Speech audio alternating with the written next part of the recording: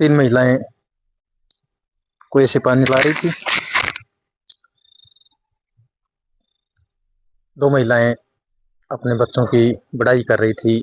मेरा बच्चा पढ़ाई में बहुत होशियार है, बहुत बड़ा विद्वान बनेगा, हमारा नाम रोशन करेगा। दूसरे ने कहा मेरा बेटा बहुत तगड़ा पहलवान बनेगा, वो हमेशा पहलवान की तैयारी करता रहता है, दांव पे सीखता रहता है, अखाड़े में जाता है। तीसरी महिला चुप थी क्योंकि उसका बेटा बिल्कुल सामान्य था। दोनों महिलाओं ने पूछा, बहन तुम्हारा बेटा कैसा है, तुम चुप क्यों? बस उस महिला ने चुप्पी रखी और चलती रही। थोड़ा सा आगे बढ़ती हैं तो पहलवान बेटा उधर से सामने से गुजरता है और कहता है, माँ आप पानी लेने गई थी, जल्दी आओ आप घर पे, मुझे भूख लगी है, मुझे फिर अखाड़े में जाना है। माँ ने कहा बेटा चलो, माँ आ रही। बेटा चला गया। दूसरा बेटा पुस्तकों का बैग लटकाए हुए रास्ते में मिलता है, कहता है माँ जल्दी आओ, मुझे फिर से पढ़ाई करने जाना है, खाना खाना है।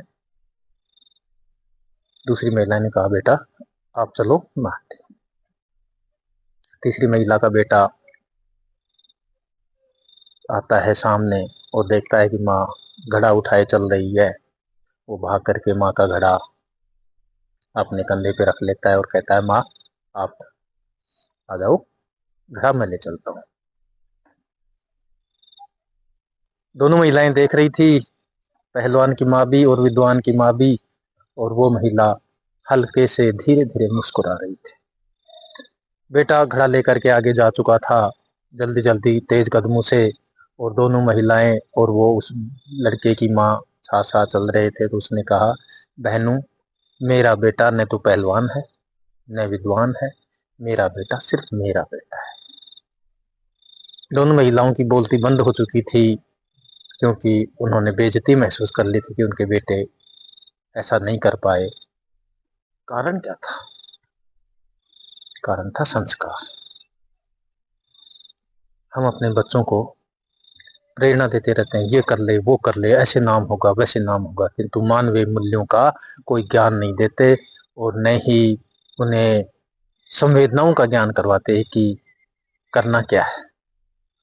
तो मित्रों जब तक मनुष्य संवेदनहीन है, चाहे वो सफलता प्राप्त कर ले, किंतु उसका समाज में कोई महत्व नहीं होता, उसकी कोई तारीफ नहीं करता। पहले अपने बच्चों को मूल्य सिखाओ।